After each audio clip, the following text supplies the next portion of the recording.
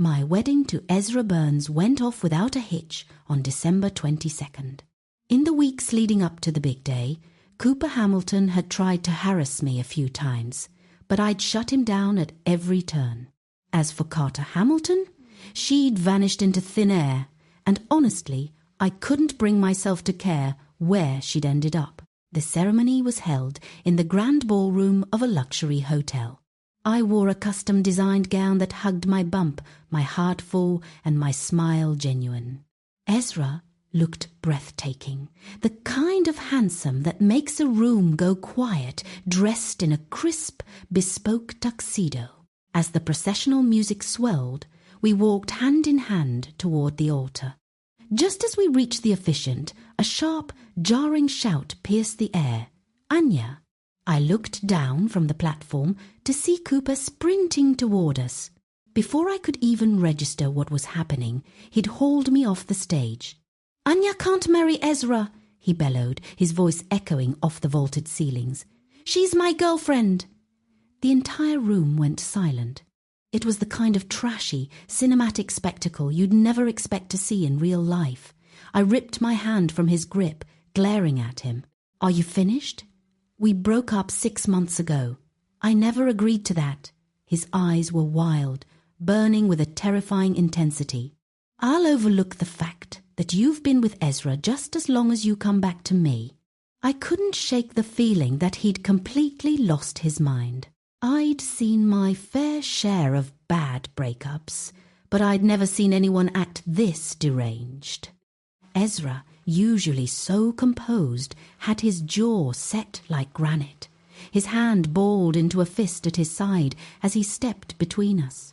"Don't touch my wife again, Cooper, or you'll regret it. You think you scare me?" Cooper spat, his face flushing with a mix of rage and erratic energy. The tension between them was a wire pulled to the breaking point. I leaned into Ezra's side and shot Cooper a look of cold disdain. "Stop telling yourself you love me. You're just a sore loser who can't handle being rejected. I don't care what you say. I know you love me. You're just with Ezra to make me jealous. I've always been the one doing the dumping. No one dumps me." Cooper roared, lost in his own warped reality. Our families were livid. Several men were already waving down security. I placed a hand over my stomach and looked at him, a frigid smile touching my lips. "Cooper, I'm 3 months pregnant. The baby is Ezra's. We're never going to be apart. Just give it up." "What?" He blinked, stunned. "If you get an abortion, we can still make this work." He sounded so pathetic, acting as if he were doing me a massive favor. Minutes later, private security and local police swarmed the room. Carter and Cooper's parents were with them, having tracked him down. With the officers' intervention, they finally managed to haul the shouting man away. I couldn't fathom how a young, successful executive had devolved into this. Carter and the Hamiltons looked shattered, offering stiff, formal apologies, and that was when the truth finally surfaced. Cooper's biological mother had suffered from severe mental illness.